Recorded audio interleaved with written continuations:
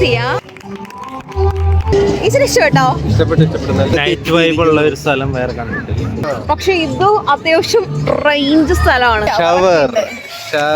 വാലൻസിയയിലെ mile റോസ എന്ന് പറഞ്ഞുള്ള കടലിന്റെ തീരത്ത് ഫസ്റ്റ് മോർണിംഗ് വ്യൂ ആണ് ഇട്ടത്.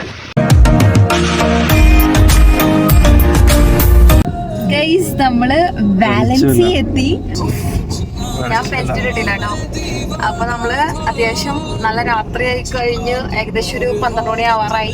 അപ്പോഴാണ് നമ്മള് വാലൻസിയയിൽ എത്തുന്നത്. നമുക്ക് മര്യാദക്ക് രാത്രിയുടെ വൈബ് മാത്രമാണ് നമ്മൾ ആസ്വദിക്കാൻ പറ്റിയിട്ടുള്ളൂ. രാവിലെ ഇവിടെ എങ്ങനെയാണെന്നും നമുക്ക് അറിയത്തില്ല. അപ്പൊ ഞാൻ നിങ്ങൾക്ക് കുറച്ച് പ്രദേശങ്ങളൊക്കെ കാണിച്ചു തരാം. അപ്പൊ നിങ്ങൾ കണ്ടോളൂ. പക്ഷെ ഇതൊരു വേറൊരു മീൻസ് വാലൻസിയ വേറൊരു വൈബാട്ടോ. അടിപൊളി വൈബ് എന്ന് വെച്ച് കഴിഞ്ഞാൽ അടിപൊളി വൈബാണ്. എനിക്ക് ഇഷ്ടപ്പെട്ടു, എല്ലാവർക്കും ഇഷ്ടപ്പെട്ടു. അപ്പൊ നമുക്ക് കാണാം. നമുക്കിവിടെ ഏറ്റവും കൂടുതൽ സൂക്ഷിക്കേണ്ടതായിട്ടുള്ള സംഭവം എന്ന് പറഞ്ഞു കഴിഞ്ഞാൽ സിഗ്നൽസ് ആണ്. സിഗ്നൽസ് സൂക്ഷിച്ചില്ലെങ്കിൽ 8ന്റെ പണി കിട്ടും. തലക്ക് ഭ്രാന്താവും സിഗ്നൽ കാണുമ്പോ. അത്ര സിഗ്നലാ. യുകെയിലൊന്നാലോ 30 മീറ്റർ ആയാലും സിഗ്നൽ. അങ്ങനെയാണ് കുഴപ്പമില്ല. ലൈറ്റ് കാണണം കൂടി ഇല്ല എനിക്ക്. വണ്ടിയുടെ സ്പീഡ് ഇപ്പൊ 20 കഴിഞ്ഞു. 50 ഓടിക്കാൻ പാടില്ല മാക്സിമം. സ്പീഡ് കുറയ്ക്കട്ടോ. ഇതിവിടെ റാമുണ്ട്. പകലൊന്നും നമുക്ക് ഇവിടെ സിറ്റിന്ന് പകൽ ഒരുപാട് വണ്ടികളുണ്ട്. നമുക്കൊന്നും അറിയാൻ പാടില്ലെങ്കിലും വണ്ടിയുടെ പുറകെ നമുക്ക് പോകാം. നമ്മള് ആരെയും ഫ്രണ്ടിലാവാണ്ടിരുന്നാ മതി. അവര് നിർത്തുമ്പോ നമ്മള് നിർത്തുക, അവര് പോകുമ്പോ അവര് പോവുക, നമ്മള് പോവാ. വണ്ടി വരുന്നുണ്ട്. Welcome to Valencia. അപ്പൊ ഞങ്ങള് വാലൻസിയയില് നൈറ്റ് വന്നേക്കുവാണ്. അപ്പൊ ഇവിടുത്തെ കുറച്ച് കാഴ്ചകൾ നമുക്ക് കാണാം. ബീച്ച് സൈഡിലാണ് ഞങ്ങൾ വന്നേക്കുന്നത്. അപ്പൊ കുറച്ച് അമ്മാമ്മമാരും അപ്പാപ്പന്മാരും ഒക്കെ ഡാൻസ് കളിക്കുന്നുണ്ട്. നല്ല രസമുണ്ട് കാണാനായിട്ട്.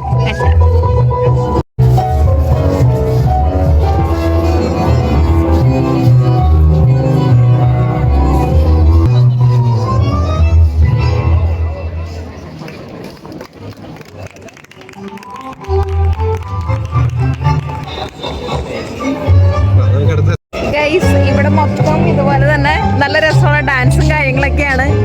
ഞങ്ങൾ കുറച്ച് നേരം നോക്കി നിന്നോട്ടോ. പിന്നെ നമുക്ക് അടുത്ത പരിപാടി എന്താണെന്ന് നോക്കാലോ എന്ന് വിചാരിച്ച് ഞങ്ങൾ ജസ്റ്റ് നടക്കാണ്. വാലൻസിയ എന്ന് പറഞ്ഞാൽ അബ്സല്യൂട്ട്ലി അടിപൊളിയാണ് ശരിക്കും. ഇവിടെ മാൻഡ് അമ്മേ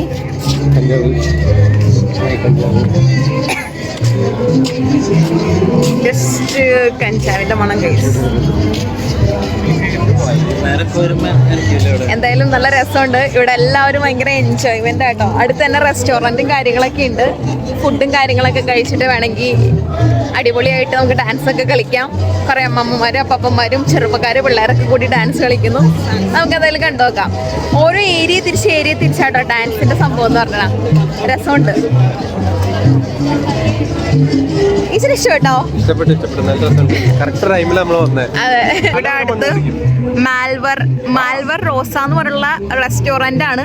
മാൽവർ റോസ എന്ന് പറഞ്ഞിട്ടുള്ളതിന്റെ പേരുമാണ്. നമ്മുടെ റെസ്റ്റോറന്റിന്റെ പേരും ഈ ബീച്ചിന്റെ പേരും സെയിം ആണ്. രണ്ടുപേരും ഫ്രണ്ടിൽ നടന്നു കേട്ടോ.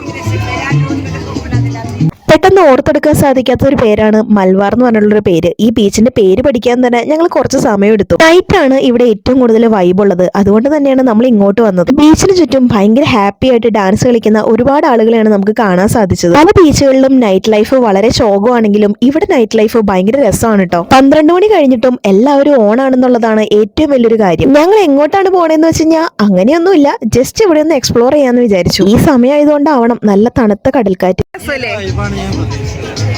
ഈ ഒരു വൈബ് കിട്ടണമെങ്കിൽ വാലൻസിയയിൽ തന്നെ വരണം. ഞങ്ങള് ജസ്റ്റ് കുറച്ച് ദൂരം അങ്ങ് വന്നിട്ടോ. നമ്മുടെ കടലിന്റെ അടുത്തേക്ക് നമ്മൾ വന്നു. നാട്ടിൽ നിന്ന് വാലൻസിയയിലേക്ക് വന്നു. കടല് കാണാൻ. നൈറ്റ് വൈബ് ഉള്ള ഒരു സ്ഥലം വേറെ കണ്ടിട്ടില്ല. രസമില്ലേ കാണാനായിട്ട്? നമ്മള് നൈറ്റ് വൈബ് നമ്മൾ കാണാനായിട്ട് വന്നതാണ് മാൻഡ്രിഡില് അല്ലേ. ഞങ്ങള് ഗ്രാൻഡ് വിയയിൽ കാണാൻ വന്നതാണ്. പക്ഷെ നൈറ്റ് വൈബ് ഒന്നും ഉണ്ടായില്ല. വലിയ വൈബ് പിടിക്കാനായിട്ടൊന്നും ഉണ്ടായില്ല. പക്ഷെ ഇത് അത്യാവശ്യം റേഞ്ച് സ്ഥലമാണ്. റേഞ്ച് സ്ഥലം എന്നല്ലേ, കിണ്ണ സ്ഥലം. ശരിക്കും വെറുതെ പറയണല്ല, അറിയില്ല എങ്ങനെ പറയണ്ടല്ലേ ഈ വാലൻസിയനെ കുറിച്ച്. വന്നപ്പോ തന്നെ ഒരു ഭയങ്കര ഒരു പോസിറ്റീവ് എനർജിയാണ് ഞങ്ങൾക്ക് കിട്ടിയത്. പിന്നെ ഇച്ചായം പറഞ്ഞാടി, ഞാനെന്തായാലും മുംബൈയിൽ യാത്ര ചെയ്തിട്ടില്ല. ഇച്ചായം പറഞ്ഞത് മുംബൈയിലേക്ക് പോലെ തന്നെ നല്ല അടിപൊളി കാര്യങ്ങളൊക്കെ. മുംബൈയില് കുറച്ച് സ്ഥലങ്ങളില് നല്ല റോഡുകളുണ്ട്. ബീച്ചിൽ ഇറങ്ങാൻ വേണ്ടി കുളിക്കുന്നവർക്ക് ഇവിടെ കുളിക്കാൻ അതെ അത് കണ്ടുപിടിച്ചേക്കുന്നത് ഷവർ. വാലൻസിയയിൽ ഈ ബീച്ച് വരെ എത്തിയ സ്ഥിതിക്ക് നമുക്ക് കുറച്ചു നേരം ഇത് കൂടെ തേരാപ്പാര നടക്കാം. രാത്രിയാണെങ്കിലും ഇവിടെ പേടിക്കാനൊന്നുമില്ല, നല്ല അറ്റ്മോസ്ഫിയർ. കൊട പോലെ നിവർത്തി വെച്ചിരിക്കുന്നു. എന്തൊരു ഭംഗിയാന്നറിയുമോ ഇവിടെ കാണാനായിട്ട്. രാവിലെ വെയിലടിക്കാതിരിക്കാനായിട്ടായിരിക്കും ഈ ഒരു കൊട നിവർത്തി വെച്ചിരിക്കുന്നത്. രാത്രി ഇത്ര ഭംഗിയുണ്ടെങ്കിൽ രാവിലെ സൂര്യന്റെ പ്രകാശത്തിൽ കാണാനായിട്ട് കിടിലായിരിക്കും. നടു നിവർത്തി ഇരിക്കാൻ പറ്റിയ സ്ഥലം എന്ന് പറഞ്ഞാൽ ഈ ഒരു കൊടയുടെ കീഴിൽ മാത്രമാണ് കേട്ടോ. അതുകൊണ്ട് കുറച്ചു നേരം ഞങ്ങൾ ഈ കൊടയുടെ കീഴിൽ തന്നെ വന്നിരുന്നു.